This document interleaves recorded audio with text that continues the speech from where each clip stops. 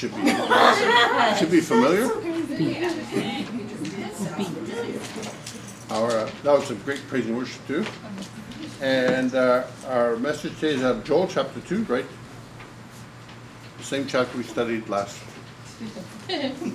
Bible study on Wednesday. Joel chapter 2, starting at verse 23. And it's called, My People Shall Never Be Ashamed.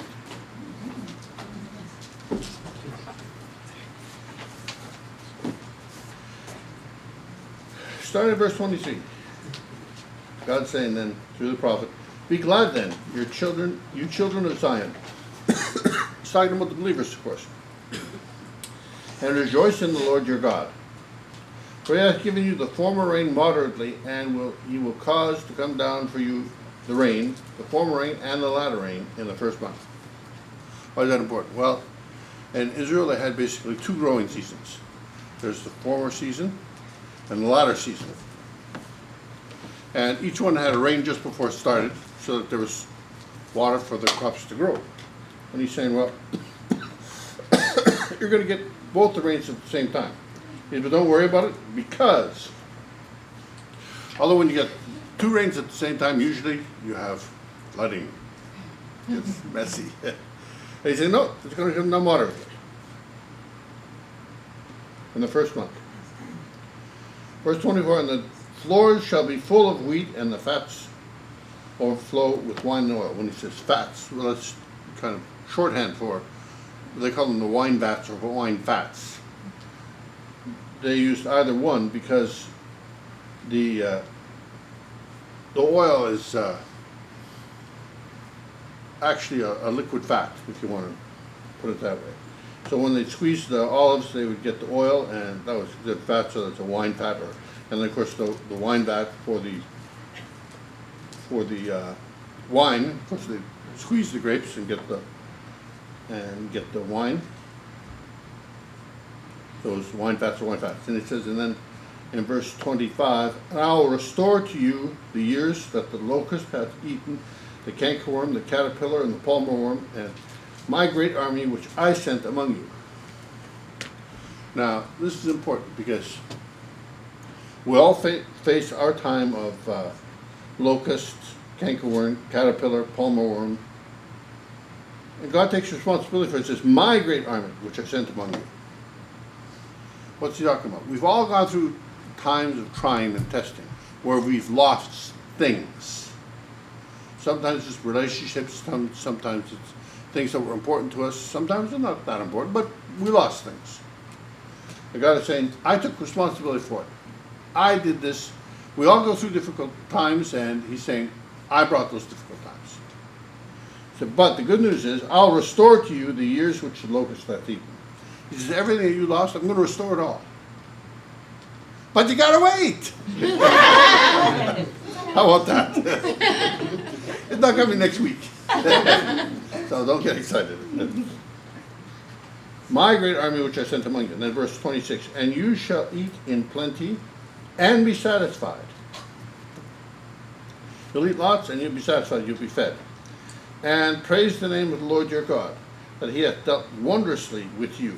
And my people shall never be ashamed. I like that phrase. My people will never be ashamed. I'm not talking about my people. My people, they're all suffering. But it's important. He says, my people will never be ashamed. You know, we suffer shame in different ways. First of all, shame is a sign of pride, which is never a good thing. Never a good thing. Except pride in God. That's it. Anything after that, if it's pride in anything you got, or you have, or you do, it's wrong. He said, my people will never be ashamed. Why will my people never be ashamed? Because he provides for his people. When you wait on him and you follow his direction, you will go through times of loss and difficulty. Just like he said, my army, which I sent among you. You're going to go through that. He says, my people will never be ashamed. Why? Because he's going to make sure that you have what you need, even in the difficult times. You may lose relationships. You may lose things. You may lose position. You may lose the ability to perform. That was usually a big one for people.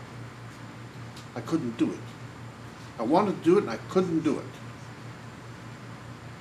And you feel ashamed because you couldn't produce. Well, hey, God's got a way of showing us that we can't do anything.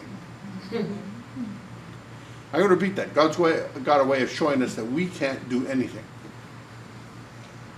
In fact, your ability to do anything is given to you by God. Amen. You can only perform what you perform because God's given you the ability to do so. And He can take it away like that. Sometimes He does. Yeah. So sometimes you lose things. It's like, how'd that happen? Sometimes it's like, oh, you can't make your payments. All of a sudden you got them phoning. Well, when's that payment coming? Well, what's going on? It's like, no. Well, just take it for someplace else. Just pay us. Just pay us. They really don't care if you have to rob a bank to make their payments, as long as you pay them. My people will never be ashamed. Why? Because we wait on Him, and He will always take us through. Sometimes if it's later than what we want, sometimes it even looks late on the surface.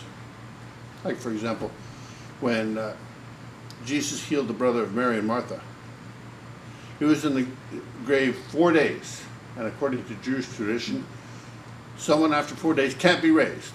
They're just too ripe. And he went to the door of the sepulchre and he called forth the brother of Mary and Martha. He says, come forth. That's good. And Mary said, but he's rotten already. Didn't make any difference. He came forth. He was alive. Jesus can do anything. Yes. And even though it looked like it was too late, according to tradition, it didn't matter. There's nothing too great for God to do. My people will never be ashamed. Verse 27. And you shall know that I am in the midst of Israel. What is that? Why does that make any difference? He's in our midst. We're the new Israel. The new covenant. And that if I am the Lord your God, and none else, and my people shall never be ashamed. My people will never be ashamed. Because even though you may have your problems with pride in certain areas, that my people will never be ashamed. He's either going to change your idea about what's shameful, or He's going to change the situation, or both. You have nothing to be ashamed of. When you're serving Jesus, things are going to happen in this world just like they happen to non-Christians. Things happen. Negative things happen. God takes responsibility for those things because everything is designed to draw us closer to Him. Everything. And you will never be ashamed, and I will never be ashamed. Even though everything inside you screams, this isn't right. This is not right. I don't like it. It doesn't matter. God's still in control. Wow. He was on, the next verse is quite famous. And it shall come to pass afterward that I will pour out my Spirit upon all flesh. That's not on some. My Spirit on all people. All the believers, that is. And your sons and your daughters shall prophesy. Your old men shall dream dreams. Your young men shall see visions. Now, in the Old Testament, only prophets had dreams and visions. That's how God spoke to them, for the most part.